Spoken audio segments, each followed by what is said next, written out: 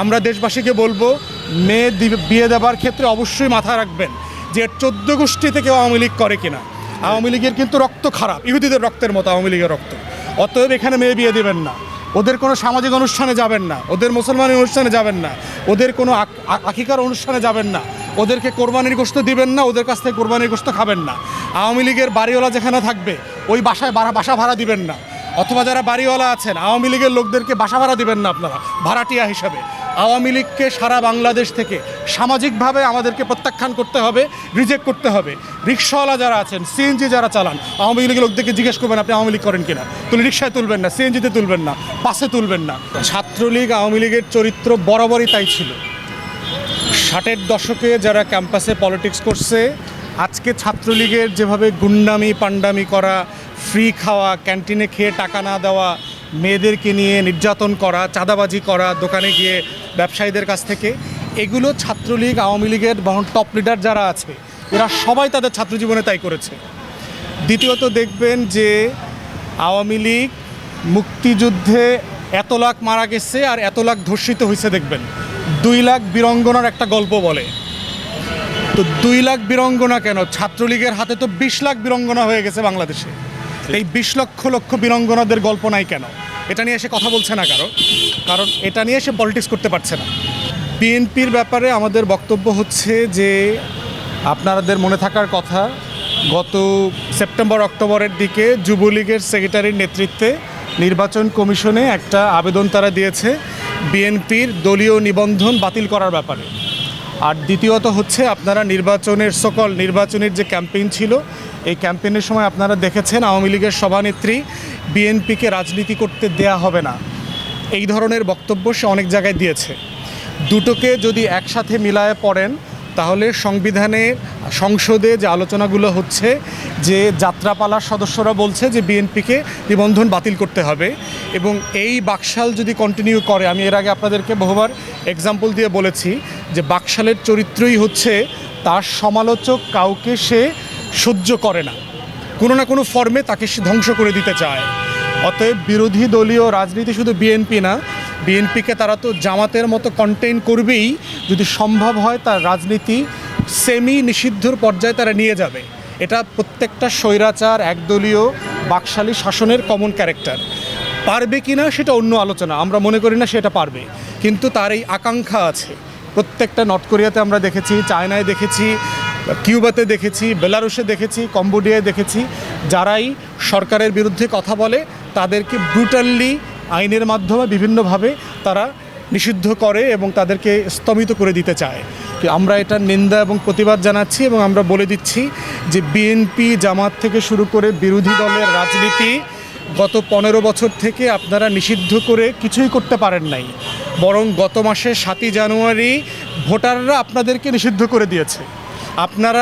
আমরা ছাত্রলীগ আওয়ামী লীগকে বয়কট করার আগে 7 তারিখে 7ই জানুয়ারির ফেলানি দিবসে সারা বাংলাদেশ আওয়ামী লীগ, যুবলীগ, ছাত্রলীগকে বয়কট করেছে। ঠিক এইভাবে সারা বাংলাদেশ একত্রিত হইতে হবে, বাকশালের বিরুদ্ধে আমাদেরকে আওয়াজ তুলতে হবে এবং প্রতিবাদ জারি রাখতে হবে আমাদের সবার জায়গা থেকে। বর্তমান শাসক গোষ্ঠীর সোনালী সন্তান, স্বর্ণ সন্তান ছাত্রলীগের যে ধর্ষণের সেঞ্চুরি, সেইটা আবার জেগে উঠেছে, অব্যাহতভাবে চলছে। এর প্রতিবাদ করে আমরা আজকে এই সমাবেশ এবং মিছিলের আহ্বান করেছি।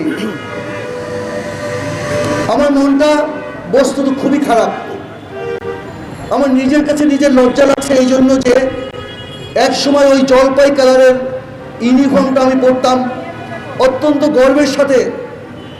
আপনারা জানেন যে সেনাবাহিনী, পুলিশ, বিজিবি, এখানে চাকরির একটা গৌরব আছে, এখানে স্বল্প বেতনে চলতে হয়, এখানে সরকার রেশন দেয়।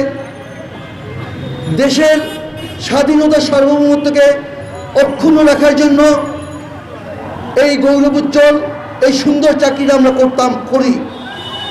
কিন্তু দুঃখজনক হচ্ছে এই সময়ের বিবর্তনে সেই সময় হারিয়ে গেছে।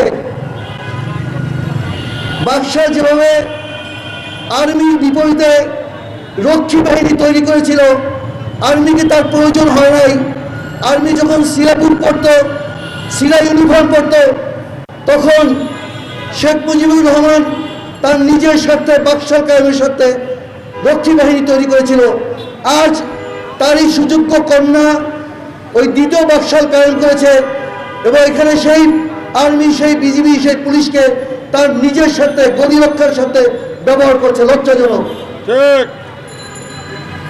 আমরা একটু আগে শুনলাম যে বার্মার সীমান্তে এই টেকনা মুখিয়া যেই রুট দিয়ে 12 লাখ রোহিঙ্গা অনুপ্রবেশ করেছিল, সেই এলাকায় মায়ানমারের সেনাবাহিনী, মায়ানমারের যে বিবদমান গ্রুপ, তারা যুদ্ধ করছে। সেই আর্টিলারি শেল, সেই মর্টার, সেই গুলি এসে আমাদের মা বোনদেরকে বিদ্ধ করছে। কিন্তু ওই গুলি তো বাংলাদেশ সেনাবাহিনীর পকেট আছে, বিজিবির কাছে তো লাইভ বুলেট আছে, পুলিশের কাছে তো গুলি আছে। এই ঘটনা তো 1980 সালে ঘটেছিল। জিয়া রহমানের সময় তো মায়ানমার একবার আমাদের আকাশ সীমা লঙ্ঘন করেছিল, গুলি করেছিল। উত্তর কি দিয়েছিল বাংলাদেশ সেনাবাহিনী? উত্তর কি দিয়েছিল বাংলাদেশের পুলিশ এবং বর্ডার গার্ড? তারা তো কাউন্টার রিএনফোর্সমেন্ট করেছিল। অতএব তখন কিন্তু তারা মায়ানমার সেনাবাহিনী কিন্তু তারা পিছু হটতে বাধ্য হয়। আপনারা হয়তো এই নতুন প্রজন্ম যায় না, আপনারা ঘেটে লেখেন ইতিহাস। কিন্তু বর্তমান সরকার, এই নতুন সরকার এটা পারবে না। এটা অঙ্কের মতো পরিষ্কার। কেমনে পারবে বলেন? আপনি যদি জমি বর্গে দেন, সেই জমিতে যদি ফসল হয়, ভালো রবি শস্য হয়, বাদাম হয়, আলু হয়, তিল হয়, শস্য হয়, আপনার ছেলে কি ওই শস্য আনতে পারবে? আপনি তো জমি বিক্রি করে দিয়েছেন, বর্গা দিয়ে দিয়েছেন। দেশ তো শেখ হাসিনা বর্গা দিয়ে দিয়েছে, বিক্রি করে দিয়েছে। এখানে ওরা যা ইচ্ছা তাই করবে। ছাত্রলীগের ছেলেরা যেমন জাহাঙ্গীরনগর বিশ্ববিদ্যালয়ে আগে মানিক করেছে, ধর্ষণের সেঞ্চুরি, এখন আবার তারই উত্তরসূরি এগুলো করছে। আর শেখ হাসিনার দেশটাকে সরকার নিয়ম মাফিক ধর্ষণ করছে।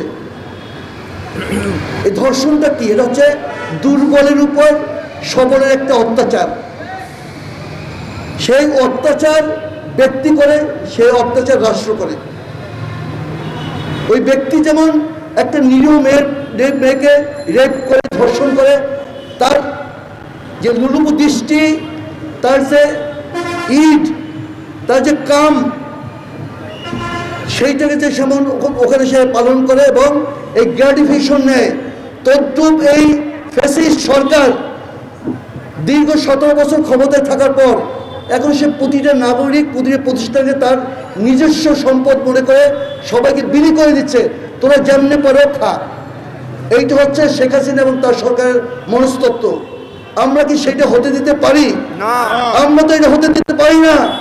এই স্বাধীন দেশের মানুষ, 20 কোটি মানুষ এটাকে রুখতে হবে। আমার বাংলাদেশ পার্টি, আমরা কিন্তু এই রাজপথে আছি এই ফ্যাসিস্ট সরকারের বিরুদ্ধে।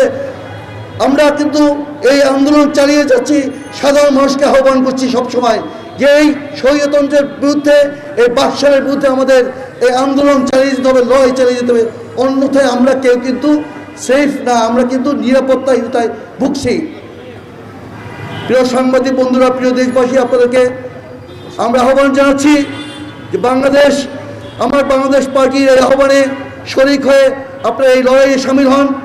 যারা এখানে উপস্থিত ছিলেন সকলকে ধন্যবাদ জানাচ্ছি। আমার বাংলাদেশ পার্টি জিন্দাবাদ, বাংলাদেশ জিন্দাবাদ।